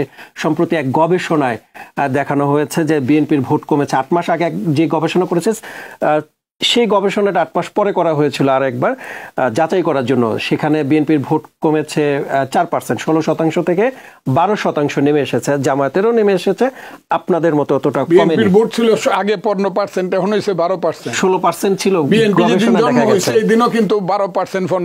বিএনপির প্রথম ভোটটাই হয়েছে 37%। আর দেশের 48% মানুষের সিদ্ধান্তহীনতায় ভুগছে, কাকে ভোট দেবেন? এটা মানে আমি রাজাকারের বাচ্চাদের কোনো বিশ্বাস করি না, ভোট দাও ডাইরেক্ট দেখি। আমি রাজাকারের বাচ্চাদের এইসব বিশ্বাস করি না। আমি কথাটা খুব ক্লিয়ার বললাম, আমি ভোট দাও ফেব্রুয়ারিতে। কিন্তু তারা তো প্রচলিত পদ্ধতিতে ভোট চাচ্ছে না। প্রচলিত পদ্ধতি কি? আমি সাংবিধানিক পদ্ধতিতে ভোট চাচ্ছি। তারা পিয়ারে ভোট চাচ্ছে এবং তারা এটা বন্ধ করার জন্য হুঁশিয়ারি দিয়েছেন সরকারকে। তোমরা তো রাজাকার বলে ভোটে পারবা না বলে ভোট করতে চাও না, এই কারণে বাজে বাজে কথা বলো। এই কারণে পিয়ার পদ্ধতি পৃথিবীতে কোথায় আছে? দক্ষিণ পূর্ব এশিয়ায় দক্ষিণ কোন দেশে পিয়ার পদ্ধতি আছে? একমাত্র নেপালে ছিল। গন্ডগোল হইতে হইতে এখন নেপালে পিয়ার পদ্ধতি করার পরে এই 15 বছরে 14টা সরকার হয়েছে। প্রতিদিন সরকার ভাঙবে আর গড়বে। এরা তো একটা অস্থির দেশ চায় জামাত, যাতে মানুষ বলে পাকিস্তানি ভালো ছিল। আমার কথাগুলা কি বলবো আপনাদেরকে? পিয়ার পদ্ধতি পৃথিবীতে কোথাও নাই। ফ্রান্সে ছিল, তাও খুব লিমিটেড পর্যায়ে। কোথায় আছে বলুক যে এখানে পিয়ার পদ্ধতি আছে? কোথায়? ইভেন তারা যে পাকিস্তানে যাইতে চায়, পাকিস্তানে পিয়ার পদ্ধতি আছে নাকি? ভারতে আছে নাকি? ইংল্যান্ডে আছে নাকি? অস্ট্রেলিয়া আছে নাকি? আমেরিকায় আছে নাকি? জাপানে আছে, ভিয়েতনামে আছে, মালয়েশিয়া আছে, ইন্দোনেশিয়া আছে। আমি কত বলবো? কোথায় আছে পৃথিবীতে পিয়ার পদ্ধতি? পিয়ার পদ্ধতিতে ভোট যদি না দেয় এবং এনসিপি জামাত যদি ভোটে না আসে, তাদের এই দাবি পূরণ না হওয়ার কারণে, তাহলে বিএনপি কি করবে নির্বাচনে? নির্বাচন হলে বিএনপি নির্বাচনে যাবে। কিন্তু ওনারা তো নির্বাচনে না আসার ঘোষণা দিয়েছেন। যদি প্রচলিত পদ্ধতি নির্বাচন না আসলে মানুষ ভোট দিবে, সরকারকে বাধ্য করা হবে, আন্দোলনে হুঁশিয়ারি দিয়েছেন। তারা না আসলে তো 6% ভোট আসবে না। জামাতের তো ভোট হইলো শেষ হিসাব অনুযায়ী 6%, বাংলাদেশে 6% ভোট তাদের শেষ হিসাব অনুযায়ী। আমি ওই এখনের হিসাব না, ভোটে ডাইরেক্ট ভোটে যে হিসাব হয়েছে, জামাত 6% ভোট পাইছে বাংলাদেশে আপ টু 2008। জি জনাব এম এ আজিজ, আমি আপনার কাছে আরো একবার আসতে চাই। নির্বাচন নিয়ে এনসিপির বেশ কিছু দাবি রয়েছে এবং তাদের বিরোধিতাও রয়েছে, যে তারা বলছে যে আগে সংস্কার বিচার তারপরে নির্বাচন, এবং তারা গণ অভ্যুত্থানে যে লড়াই করেছেন সেই লড়াই নির্বাচনের জন্য নয়, তারা সংস্কার চেয়েছেন আগে। নির্বাচন নিয়ে আবার তাদের এক নেতা বলেছেন ফেব্রুয়ারিতে নির্বাচন হতে দেবেন না। বিএনপি এই নির্বাচন নিয়ে এনসিপির এই বিরোধিতা কতটুকু প্রভাব ফেলতে পারে? দেখেন, আমার কাছে মনে হয় এনসিপি খেলার গুটি হয়েছে। আপনার দেখেন, জামাত ইসলাম কখনো বিএনপির ঘাড়ে চড়ছে, কখনো আওয়ামী লীগের ঘাড়ে চড়ছে, এবারে এনসিপির ঘাড়ে চড়ছে। এবং এই নির্বাচনকে ডিলে করা এটা হচ্ছে এনসিপি দিয়ে এটা করানো হচ্ছে। এখানে ডক্টর মোহাম্মদ ইউনূস নির্বাচন দিতে চায়, উপরের দিকে বলা হচ্ছে, তিনিও এটার ভিতরে খেলা থাকতে পারে। আবার জামাতে ঘাড়ে চড়ছে, জামাতে আর ইসলামিক আন্দোলন। এখন ধরেন পিআর সিস্টেম, আমি তো এই পিআর সিস্টেমকে স্বাধীনতার সার্বভৌমত্বের বিরুদ্ধে বলি, আমাদের অখণ্ডতার বিরুদ্ধে। কারণ দেখেন, আপনি খেয়াল করেন, পিআর সিস্টেম হলে আপনার আনুপাতিক প্রতীকের নির্বাচন, প্রত্যেকটা লোক প্রতীকে নিরপেক্ষ ইলেকশন করতে পারবে। এখন পিআর সিস্টেমে ধরেন জামাতের আমির এবং জামাতের সেক্রেটারি জেনারেল, একজনের বাড়ি সিলেট আর একজনের বাড়ি খুলনা, তারা তাদের আসন নাই, পাশ করবে না তারা। এখান থেকে পিআর সিস্টেম হলে তাদের নাম 1 নম্বরে থাকবে, অন্তত 4%, 1% ভোট হলেও তো তার সেই অনুপাতে সিট পাবে। তাই তো পিআর সিস্টেমের যেটা হচ্ছে, 2টা যুক্তি দেওয়া হয়। একটা হচ্ছে পিআর সিস্টেমের ছোট দলও আনুপাতিক নির্বাচন যা পাবে সেই হিসাবে সিট পাবে, সংসদে যাবে। আচ্ছা, আর সরকারি দল যাতে স্বৈরাচারী না হয়ে একক সিদ্ধান্ত না নিতে পারে, তার লাগাম টানা ধরা যায়। এখন ধরেন পিআর সিস্টেম আপনার অ্যাকসেপ্ট করলে কি হবে? আপনি দেখেন, আমাদের দেশে হিন্দু, বৌদ্ধ, খ্রিস্টান ঐক্য পরিষদ আছে, তাদের ভোট কিন্তু প্রায় 9-10%। এরা যদি নির্বাচনে যায়, তারা একটা অ্যাসেস করবে যে আমাদের কত ভোট আছে। তারা তো সবসময় বলে এই দেশ সাম্প্রদায়িক সম্প্রীতি নাই, বলে না? সবসময় বলে। তো এরা ধরেন 7টা-8টা সিট পেয়ে গেল, তারা তো তাদেরই ভোট দিল। পাহাড়ি অঞ্চলে আমাদের দেশে স্বায়ত্তশাসন চায়, কেউ স্বাধীনতাও চায়, ওরা এক হয়ে ওরাও 1-2 সিট পাইল ধরেন। এরপরে আসেন, আমাদের দেশে গার্মেন্টস শ্রমিক আছে, তারা মিলে তারাও দেখলো কত % ভোট দিল। সমকামী আছে, সমকামী তো জাতিসংঘের ডক্টর মোহাম্মদ ইউনূস জাতিসংঘের মানবাধিকার কমিশন অফিস দিছে না, তার প্রধান সমকামী, তার সমকামী বন্ধু নিয়ে আসতেছে। এখন এই সমকামীরা যা পার্লামেন্টেও বসবে, ওখানেও যা ঘেরাও করবে যে আমাদের সমকামীদের অধিকার দেওয়া, সমকামিতা এটা ওপেন লিগ্যাল এন্টিটি দেওয়া হোক, এটা বলবে তো। তারপরে আপনার ক্লিনার আছে, সবাই ওখানে আনুপাতিক নির্বাচন হলে ওখানে নির্বাচন হলে আপনি বলতে চাচ্ছেন যে একটা অশান্তি আপনি দেখেন পার্লামেন্টে সব সময় আওয়াজ উঠবে এদেশে আপনার সাম্প্রদায়িক সম্প্রীতি নাই, এদেশে আওয়াজ উঠবে আদিবাসীর থেকে একজন আসলে সে বলবে আমরা স্বাধীনতা চাই, হ্যাঁ, সমকামী বলবে আমার নাগরিক অধিকার চাই, হ্যাঁ, আপনার রেজিস্টার্ড প্রস্টিটিউট আছে তারা আমরা সবাই প্রস্টিটিউট ওপেন চাই, হ্যাঁ। তো সবই জামাত ইসলাম তো কইবেই ইসলামিক শরিয়া চাই। ইসলামিক শরিয়া বলে না কেন? তারা শরিয়াটা কি এটা বলছে কখনো? খালি বলে আল্লাহর আইন। আল্লাহর আইনটা কি? আল্লাহর আইন তো কোরআনে আছে, বলেন শরিয়া আইন, বলেন শরিয়া আইন কি? এই যে বাংলাদেশ ব্যাংকে একবার বলছিল না, আপনার ছাপছেন না, বাংলাদেশে নারীদেরকে বলা হয়েছে ছোট কাপড় পরা যাবে না, শর্ট কাপড় পরা যাবে না, আর পুরুষদেরকে গ্যাবার্ডিন এবং জিন্স পরা যাবে না। সম্প্রতি এক পরে উদ্যোগ করছে না, প্রত্যাহার করছে না, তারপরের দিনে এটা উদ্যোগ করা হয়েছে। আমাকে শোনেন, আমি চ্যানেল আইতে গেছি, যাওয়ার পরে আমাকে প্রশ্ন করা হয়েছে যে এখন তো সরকারে যদি জামাত আসে তাহলে তো নারীরা যে কোনো পোশাক পরতে পারে। তখন আমি বলেছিলাম যে হ্যাঁ, একটা পোশাক নির্ভর করে ওই দেশের সংস্কৃতি, আবহাওয়া এবং বিজ্ঞানের অগ্রগতির সাথে। এখন ধরেন আমি চিকিৎসার জন্য ব্যাংকক গেছিলাম, তো সুকুম্বিত 1 রাস্তা দিয়ে হাঁটতেছে, আমি তো জানি না, হাঁটতেছি, হঠাৎ করে বিকিনি পরা একটা মেয়ে আসে আমার হাত ধরছে, টেনে ধরছে, তার ঘরে নিয়ে যেতে চায়। তখন আমার ওয়াইফ আমার হাত ধরে টেনে ছুটায় নিছে। তো এখন বিকিনি পরতে দিবে বলেন? জামাতের বউরা, তার পরিবারের সদস্যরা তাদের ড্রেস কেন এত ঘোপটা করে চোখ বার করে রাখে কেন? বলুক এগুলি শরিয়া আইনটা কি, বলুক যে অবিবাহিত কোনো ছেলে যদি বা মানুষ যদি রেপ করে তাকে 80টা পাথর মারা হবে, আর যদি বিবাহিত লোক যদি করে তাহলে তাকে ডোররা মেরে হত্যা, পাথর মেরে মেরে হত্যা করা হবে। বলুক এগুলি শরিয়া আইনে যেগুলো আছে, বলুক চুরি করলে হাত কেটে দেবে, বলুক। আবার দেখেন সৌদি আরব পুণ্যভূমি আমাদের না, একটু সেখানে জানতে চাই আপনার কাছে, সম্প্রতি প্রধান উপদেষ্টা মালয়েশিয়া সফরে তিনি এক টেলিভিশনকে সাক্ষাৎকারে বলেছিলেন যে বিচার এবং সংস্কার ছাড়া যদি নির্বাচন হয় তাহলে দেশে আবার পুরনো সমস্যা ফিরতে পারে। এখন আমার প্রশ্ন হচ্ছে, বিচার এবং সংস্কার তো আপনার একদিনের বিষয় না, এটা ফেব্রুয়ারির আগে সম্ভব নয়, কারণ বিচার তো আপনি চাইলেই আদালতে হস্তক্ষেপ করতে পারবেন না, বিচার তো আদালতের নিয়মে চলবে। তো সেক্ষেত্রে ফেব্রুয়ারিতে নির্বাচনের ঘোষণা দেওয়ার পর প্রধান উপদেষ্টা এমন মন্তব্য করেছেন। দেখেন, এটা হলো প্রধান উপদেষ্টার রোগ, তবে কিন্তু ছাড়া কথা বলতে পারে না। হঠাৎ করে ফেব্রুয়ারি কয়ে ফেলছিল, চিঠি দিয়ে ফেলছে, এরপরে আপনার ওই সিঙ্গাপুরে যা কয়ে ফেলছে না, এই লন্ডনে যেহেতু বলেছিল যে রোজার আগে নির্বাচন, তবে কিন্তু ছিল যে প্রত্যাশিত সংস্কার এবং বিচার হইতে হবে। আপনি চিন্তা করেন, ফজলুল ভাই তো সিনিয়র অ্যাডভোকেট, এখন পর্যন্ত মাত্র 3টে না 4টে চার্জশিট জমা দিছে। ওনার তো বেঁচে থাকবে না, ওনার যে আল্লাহ আয়ু দিয়ে থাকলেও ওনার সময়কালে বিচার শেষ করতে পারবে না। আর সংস্কার যত শাখা প্রশাখা করছে, আপনি বলেন, এই রাষ্ট্রপতির কাছে ওত দিয়েছে, আমি ওখানে ছিলাম, বলছে যে এই সংবিধান সমুন্নত রাখার জন্য ওত নিয়েছে না। তারপরে ধরেন 106 অনুচ্ছেদ অনুযায়ী বলছে যে এই অন্তর্বর্তীকালীন সরকার তো সংবিধানে নাই, তারপরে বলছে ডক্ট্রিন অফ নেসেসিটি এটা চালায় যেতে পারবে, এটা বৈধ। এখন প্রশ্ন হচ্ছে, সেনা প্রধান বলেছিল সেনানিবাসে 626 জন আশ্রয় নিয়েছিল, এটা তালিকা প্রকাশ করছে না?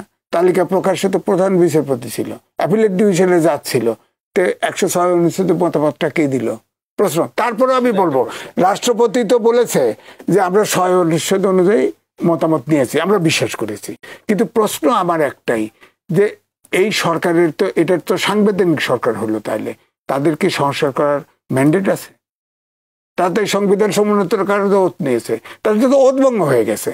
এটা যদি ধরেন, এই যে ফজলু ভাইকে সাক্ষী মানছি, ওত ভঙ্গ হলে তো তার মন্ত্রিত্ব থাকে না, উপদেষ্টাশিপ থাকে না, সরকার থাকে না। কিন্তু তাও আমরা মেনে নিচ্ছি, সবাই মেনে নিচ্ছে যে তবুও মিনিমাম সংস্কারটা হোক। মিনিমাম সংস্কারটা হচ্ছে, আমার বক্তব্য হচ্ছে 1 বছরে আমাদের দেশের কোন রাষ্ট্রীয় অর্গান থেকে শুরু করে ব্যবসা বাণিজ্য কিচ্ছু ঠিক নাই। এখন নির্বাচনের জন্য একটু নির্বাচন অনুষ্ঠানের জন্য যত আইন সংস্কার করা দরকার করুক, একটা 5 বছর পরে ক্ষমতা শান্তিপূর্ণভাবে হস্তান্তর করুক, এটা করে নির্বাচনে যাক। যতটুকু ডক্টর মোহাম্মদ ইউনূস বলেছিল, যতটুকু সংস্কার হবে ততটুকু নিয়েই আমরা নির্বাচনে যাব। অনেক সংস্কার হয়েছে, যা হয়েছে হয়েছে, এটা নিয়ে নির্বাচনে যান। আর সংস্কার এবং বিচার চলমান। জি, ধন্যবাদ। আমি আপনার কাছে আরো একবার ফিরবো। জনাব ফজলুর রহমান, আপনার কাছে একটু আসতে চাই। সেটি হচ্ছে, নির্বাচনে তো প্রস্তুতি নিচ্ছেন, আপনিও নিচ্ছেন, আপনার দলও নিচ্ছেন, কিন্তু এনসিপি বলছে ফেব্রুয়ারিতে নির্বাচন হতে দেবেন না, তারা আগে গণপরিষদ নির্বাচন চাচ্ছেন। তো সেক্ষেত্রে নির্বাচন যদি ফেব্রুয়ারিতে না হয় তাহলে কি করবে বিএনপি? এনসিপির দাবি গণপরিষদ নির্বাচন আগে দিতে হবে। হয় তখন কি করবে সেটা তখন দেখব।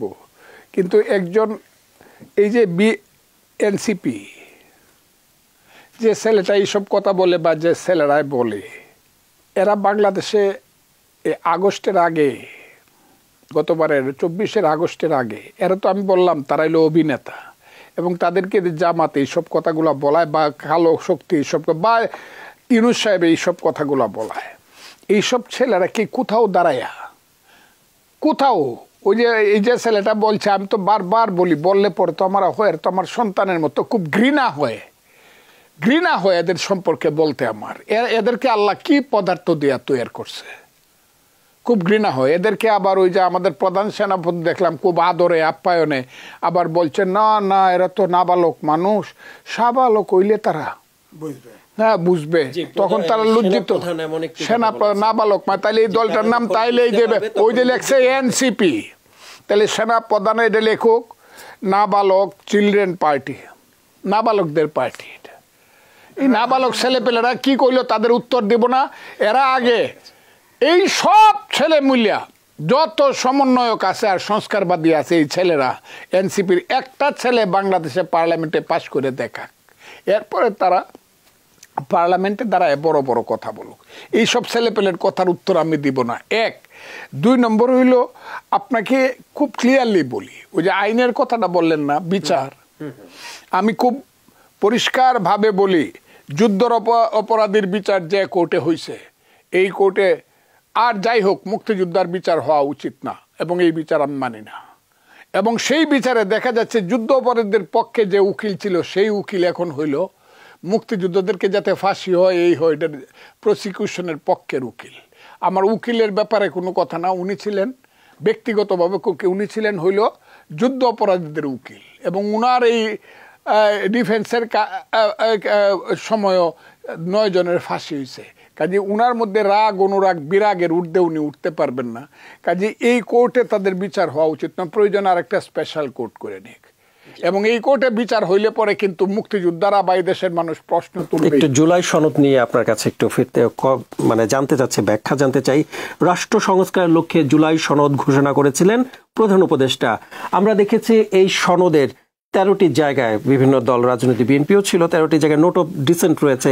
এই যে মৌলিক বিষয়গুলোর মধ্যে যে দলগুলোর একমতে ফিরতে না পারা, এটাকে আপনি কিভাবে দেখছেন? এবং নির্বাচিত সরকার যেই আসবেন তার তখন এই জুলাই সনদ তার গুরুত্ব হারাবে কিনা? এটা হলো নেই কাজ তো খইবাজ, একটা কথা আছে। রাজনীতিবিদদের কাজ নাই, রাজনৈতিক দলের কোনো কাজ নাই, তো কাজেই বসে বসে একটু আলাপ আলোচনা করা 6 মাস, আর এর মধ্যে যদি শেরাটন থেকে বা সোনারগাঁও থেকে লাঞ্চ আসে বা ডিনার আসে, খাইলাম, একটু আলাপ আলোচনা করলাম। আমি খুব ক্লিয়ারলি বলি, আমার নাম ফজলুর রহমান, বাপের নামটা এখন আর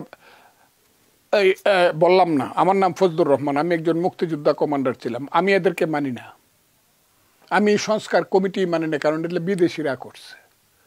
19 জন বিদেশি আছে এর মধ্যে, এরা আমার দেশটাকে চক্রান্তমূলকভাবে 1757 সনে রবার্ট ক্লাইভের মতো চক্রান্ত করে মীর জাফরের সাথে বিশ্বাসঘাতকতার মাধ্যমে আমার দেশকে পরাধীন করতে চায় বইলা এর এইসব সংস্কারের নামে আমার 72-এর সংবিধান, যে সংবিধান 30 লক্ষ লোকের রক্তের আকরে লেখা, সেটাকে ধ্বংস করতে চায় করে এটাকে মার্কিন ওই যে অধিবাসীরা যারা ওই আলিরিয়া স্টালিরিয়া যারা আছে, আমি খুব ক্লিয়ারলি বললাম, এরা এই দেশটাকে আমেরিকার করতলগত করতে চায়। আমার সেন্ট মার্টিন দ্বীপ, আমার চট্টগ্রাম বন্দর আর আমার আরাকানকে করিডোর দিয়ে দিতে চায় এবং এখানে একটা নতুন ইসরায়েল সৃষ্টি করিয়া দক্ষিণ পূর্ব এশিয়ায় সারাদিন গাজা উপত্যকা রাইকা ধুম ধুম ধুম করিয়া সমস্ত বাঙালি জাতিকে ধ্বংস করতে চায়। কাজে এই ধ্বংস যারা সৃষ্টি করতে চায় সংস্কারের নামে নির্বাচন না দিয়ে, এদের এগুলো মানি না। আমি মানি না। পারলে আমাকে অ্যারেস্ট করে ফাঁসি দিয়ে দিক, আমি এদের সংস্কার। এরা কারা? What they? তো বলবেন আপনার দল বিএনপি তো যায়। হ্যাঁ, আমারও সেটাই প্রশ্ন। প্রশ্নটা তো করবে। আমি কিন্তু এই ব্যাপারে ডিফার করতেছি। এই ব্যাপারে আমি বিএনপিকে অনুরোধ করতেছি, আপনারা এখানে যায়েন না। এইসব ওই কাচ্চা বাচ্চা ছেলে পেলেদের জন্য, শিশুদের সাথে বসার জন্য, অপমানিত হওয়ার জন্য আপনারা যায়েন না। তো বিএনপি গিয়া রোলটা কিন্তু খারাপ প্লে করতেছে, এটা আমি বলবো না, কিন্তু না যাওয়াই উচিত। কর দেখি এইসব কাচ্চা বা কয়টা ভোট জামাত দাবি করতেছে আমরা তো দলে বেশি, দলে আমরা অনেক দল আমাদের সাথে, ওই পিআর চায়, এই চায়, সংস্কার চায়, বিএনপি তো একা। আরে আমাদের দেশে বলে 1 রুইয়ে 7 সালুন আর 7 রুইয়ে 1 সালুন। একটা রুই মাছের 7টা তরকারি হয়, আর তোরা 40টা মিললে একটা তরকারি হয় না। তোরা 40টা একসাথে দাঁড়ায় দেখ বিএনপির সাথে জামানত বাঁচে কিনা। কাজে বিএনপি আপনি বলছিলেন যে তাদের প্রতীক না পেলে জামানত পর্যন্ত বাঁচাতে পারবে না। হ্যাঁ, আমি এখনো বলি জামানত বাঁচাইতে পারবে না তারা।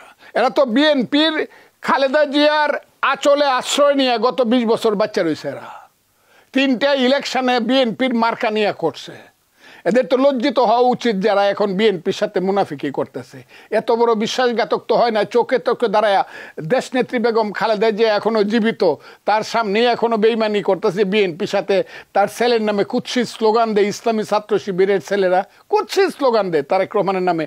খালেদা জিয়ার নামে কি বলে এটা আর বললাম না। জিয়াউর রহমানের ছবি পা দিয়া পাড়ায় আগুন দিয়া পুড়ে। এরা তো বেইমান, বিশ্বাসঘাতক এবং মীর জাফরের সন্তান। জি, ধন্যবাদ জনাব এম এ আজিজ। একটি বিষয় নিয়ে আপনাকে প্রশ্ন করতে চাই। গতকাল একটি খবর প্রকাশ হয়েছিল গণমাধ্যমে, সব মাধ্যমেই এসেছে, সাংবাদিক বিভুরঞ্জন চক্রবর্তীর, ওনার সরকার, দুঃখিত, সাংবাদিক বিভুরঞ্জন সরকার তার মৃত্যুর আগে তিনি একটি খোলা চিঠি লিখে গিয়েছিলেন। সেখানে বলেছিলেন, সেখানে রাষ্ট্রের বিভিন্ন অসঙ্গতির কথাও লিখেছেন উনি। তার মধ্যে একটি বিষয় উনি উল্লেখ করেছেন যে শেখ হাসিনার পুলিশ না হয় ছাত্র জনতাকে হত্যা করেছে, তাহলে পুলিশকে কে মারল? দেখেন, এই প্রশ্নটা তিনি পরবাসী হয়েছেন, তার তো আর সমালোচনা করব না। তবে এর বাইরেও, হ্যাঁ, এর বাইরেও কথা আছে। না, যে কোনো হত্যার ফৌজদারি অপরাধের তো বিচার হওয়া উচিত, সেটা হয় নাই। সেখানে তো ইন্ডিপেন্ডেন্টলি দেওয়া হয়েছে। পুলিশটা মামলা করতে গেছে, তখন বলা হয়েছে যে এই ব্যাপারে এই সরকারের পক্ষ থেকে বলা হয়েছে যে না, অভ্যুত্থানকারীদের বিরুদ্ধে কোনো মামলা করা যাবে না, ইন্ডিপেন্ডেন্টলি দেওয়া হয়েছিল। তো ইন্ডিপেন্ডেন্টলি তো খন্দকার মোস্তাকও তো আপনার বঙ্গবন্ধু পরিবার হত্যা করছিল, তাদের বিরুদ্ধে তাদের উপরে দিয়েছিল তো, কিন্তু তাদের বাঁচানো গেছে। আওয়ামী লীগ ক্ষমতা এসে ঠিকই বিচার করে ফেলছে। এখন যে আপনি বললেন জুলাই সনদ, তারপরে গণপরিষদ, তারপরে আইনি ভিত্তি দেওয়া, এগুলো তো যদি গণতান্ত্রিক সংস্কৃতি এবং সঠিক পথে না থাকে, কারণ ইতিমধ্যে তো ছাত্ররা অনেক ফৌজদারি অপরাধ করে ফেলছে, তাদের বিচার হবে না? আপনি ধরেন জুলাই সনদের আপনি আইনি ভিত্তি দিলেন, আপনি যে হাঁসের মাংস খাইছেন এটার যদি কেউ বিচার করে, আপনি যদি কোন, আপনি মালিক তো দেশের, ওরা মালিকটা, যারা রাজনীতি বসে ওরা হচ্ছে, যদি নির্বাচিত হয় আমাদের প্রতিনিধি, আমরা মালিক। তো হাঁসের মাংস খাইছেন কেউ যদি বিচার করে, আপনি যদি 6 দিনে 18 বার হেলিকপ্টার দৌড়াইছেন, সরকারের পাবলিকের টাকার পয়সা দিচ্ছেন, কেউ যদি মামলা করে হিসাব দেওয়ার জন্য, হিসাব চেয়ে কি করবেন আপনি? ফৌজদারি অপরাধ কোনোদিন।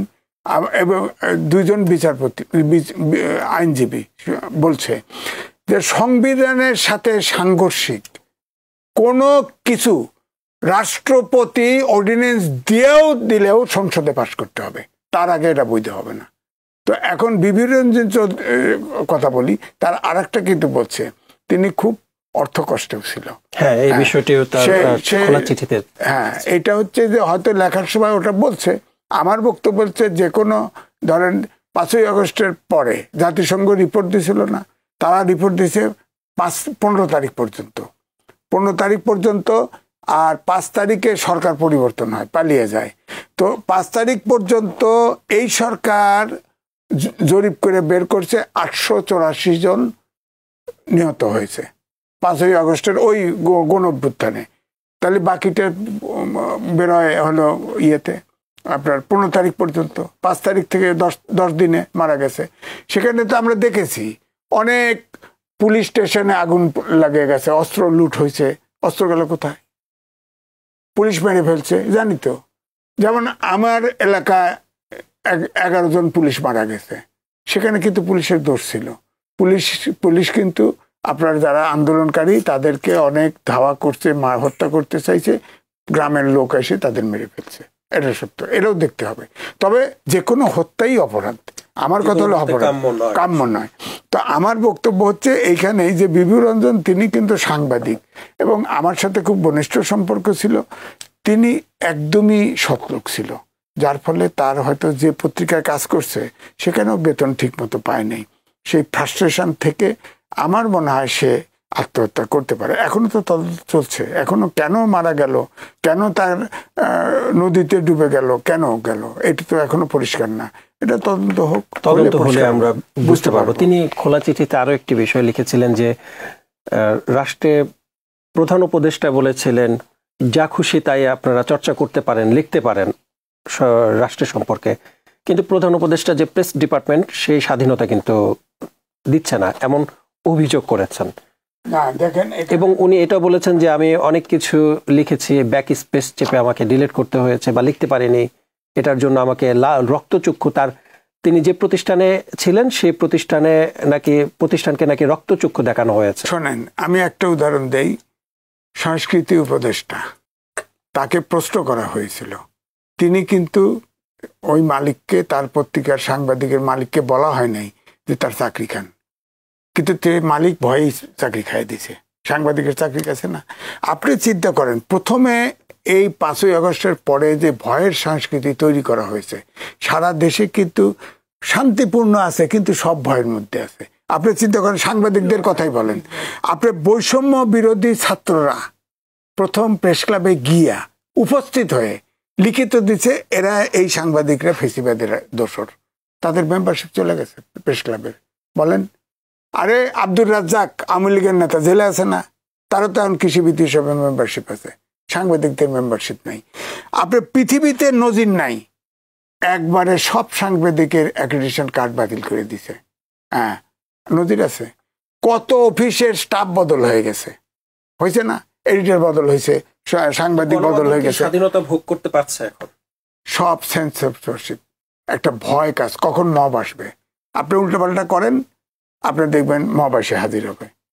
এখন হয়তো মবটা একটু কথাটা বলেন, আপনি সঠিকভাবে লেখেন, দেখবেন মব এসে হাজির, মব আসবে। আর মবও আসেন না। ধরেন আজকে আমি একটা লেখা দেবো আপনাদের এই হাউসে, আমি শিওর এই লেখা এডিট হবে। আমি স্বাধীনভাবে যা বলতে চাই সেটা বলতে পারবো না, কারণ সবাই আতঙ্কের মধ্যে আছে। অনেকগুলো টেলিভিশনের টোটাল বদলে গেছে। তো এই যে সাংবাদিকদের ভিতরে ভয়ের সিচুয়েশন তৈরি করছে, কারণ আমি এক জায়গায় চাকরি করি, ধরেন আমি কালের কণ্ঠে চাকরি করি, কালের কণ্ঠের চাকরি মালিকের অবস্থা চিন্তা করতে হয়, সম্পাদকের মানসিকতা চিন্তা হয় এবং দেশের চিন্তা করতে হয়, আইন তো আছেই। তো আপনি এখন যখন ভয়ের সংস্কৃতি তৈরি হয়েছে, তখন তো সাংবাদিকরা স্বাধীনভাবে লিখতে পারছে না। এটা মুখে বলা লাগে না। আপনাকে আগে নির্দেশ, হোসেন মোহাম্মদ এরশাদের সময় টেলিফোনে অ্যাডভাইস আসতো, এখন অ্যাডভাইস আসে না, এখন ইশারায় কাফি, আপনার ইশারায় কাফি। সুতরাং এখন সাংবাদিকরা যতই বলেন না কেন, এই যে 3টা উদাহরণ দিলাম, 160 জন সাংবাদিক জেলে আছে, তার ভিতরে হত্যা মামলা আছে 10-12 জন। কেন? সাংবাদিক হত্যা করছে। তারা অনেকে চুরি করতে পারে, বিচার করেন, সমস্যা নেই। তাদের বিচার করেন না, তাদের বিচার হাজির করেন না, তারা জেলে ঢুকায় রাখছেন। বলেন কেন? হত্যা করলে বিচার করেন।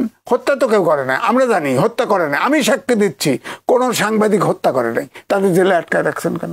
কেমনে আপনি কথা বলবেন বলেন? কেমন করে আমি কথা বলবো? আমাকে ধরে নিয়ে তো হত্যা মামলা দিতে পারে।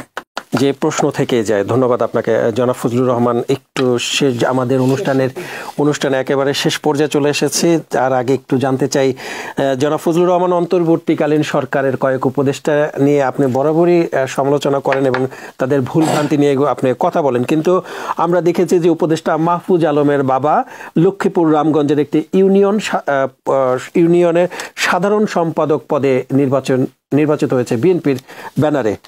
তো তার ছেলে এনসিপিতে আছে, মানে সরকারে আছেন, এবং তার বাবা বিএনপিতে আছেন। এটাকে আপনি মানে হলো ওই যে আমাদের মাস্টারমাইন্ড যাকে বলে পরিচয় করে দিয়েছিলেন প্রধান উপদেষ্টা। হ্যাঁ, বাংলার নতুন শেক্সপিয়ারও বলা হয় তাকে। তার বাবা আগেই নাকি বিএনপি করতো, সেটা বিএনপি করুক না করুক, আমি এদের সম্পর্কে কোনো কথা বলতে চাই না। তবে এই ছেলেটা বড় বিভ্রান্তি করে মাঝে মধ্যে।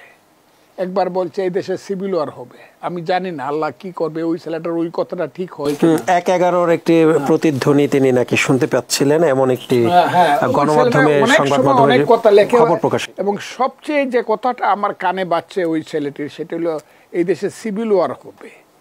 এই ছেলেটা একসময় বঙ্গবন্ধুর ছবি একদম টাইনা খুলছে, দেখলাম সারা জাতি দেখছে। আবার দেখলাম জামাতের সমালোচনা করছে, আবার দেখলাম মুক্তিযুদ্ধ সম্পর্কে কুৎসিত কথা বলছে, আবার দেখলাম না মুক্তিযুদ্ধ। এরা হলো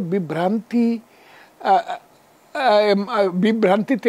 আবার হিমালয় পর্বত থেকে সব বাংলাদেশ। হ্যাঁ, ও এরপরে তারা সারা মানে এটারে কি বলে, এই বঙ্গকে বৃহৎ বঙ্গ বানায়। এইগুলো হইল আল্লাহ এখন করছে এইরকম। এইসব ছেলেপেলেরা কেন নেতা হয়ে আসবে? এটা ইউনূস সাহেব করছে। সব কিছুর জন্য দায়ী হইল ইউনূস সাহেব, সব কিছুর জন্য। উনি ওই যে মিটিকুলাস প্ল্যানটা ওনার এবং জামাতের, এরা হইল অভিনেতা। আপনারা যেটা মনে করতেন এই ছেলেরা খুব ওই যে মাহফুজ আলম, সজীব ভুইয়া এসেট্রা এসেট্রা, ওই কি সার্জিস ভাইয়েরা, যারা এরা সব অভিনেতা। এদেরকে যা বলতে বলবে তারা তাই বলবে। এদেরকে বলবে তোমরা কালকে আমাকে সকালবেলা 2টা গালি দিবা, যাতে মানুষ বুঝতে না পারে তোমরা কার পক্ষের মানুষ, দিয়ে দিবে। তারা তো দেয়ার কি ওই যে অভিনেতা। এই হলো কথাটা। জি জি জি, ধন্যবাদ। শেষ একটি প্রশ্ন করতে চাই, ছোট করে একটু উত্তর দিবেন। সেটি হচ্ছে, আগামী নির্বাচনে আপনাদের শক্ত প্রতিদ্বন্দ্বী কে হতে পারেন? প্রতিদ্বন্দ্বী হবে একটা দল আসবে মধ্যে, আমার ধারণা সেই দলটা হলো স্বতন্ত্র দল। মুক্তিযুদ্ধের পক্ষের একটা দল আসবে, বাঙালি জাতীয়তাবাদের কথা কইয়া, মুক্তিযুদ্ধের কথা কইয়া। এটা কিন্তু আবার বলে না যে আওয়ামী লীগ হাসিনা আসবে, এটা মুক্তিযুদ্ধের পক্ষে একটা স্বতন্ত্র দল আসবে। ইমরান খানের যে দলটা যেভাবে পাকিস্তানে ইলেকশন করছে, প্রত্যেক জায়গাতে আসবে। খালি একটু চোখের ইশারা লাগবে যে এইটা হইল মুক্তিযুদ্ধের ক্যান্ডিডেট। বিএনপি এবং জামাতের মধ্যে এই গড়টা বানবে, মুক্তিযুদ্ধের গড় আমি বলে দিলাম। এবং এই গড়টা থাকাটা হইল সবচেয়ে শুভ হবে ইতিহাসের জন্য। তা না হইলে রাজাকাররা এই দেশে 3 বছর পরে আফগানিস্তান বানায় বইটাকে। ধন্যবাদ আপনাদেরকে, আপনাদের মূল্যবান সময় আমাদেরকে দেওয়ার জন্য। সময় সংকুলন যেহেতু হচ্ছে না, সময় থাকলে আরো অনেক কিছু আপনাদের কাছ থেকে জানতে পারতাম, জানার ছিল, এবং দর্শকরাও জানতে পারতো। ধন্যবাদ আপনাদেরকে আরো একবার আমাদেরকে সময় দেওয়ার জন্য। দর্শক, আপনারা দেখছিলেন কালের সংলাপ। আজকে আমরা আলোচনা করছিলাম দেশের সাম্প্রতিক নানা ইস্যু নিয়ে। আপনাদের সাথে আবারও দেখা হবে নতুন কালের সংলাপ নিয়ে। সে পর্যন্ত ভালো থাকবেন, সুস্থ থাকবেন, কালের কণ্ঠের সাথে থাকবেন।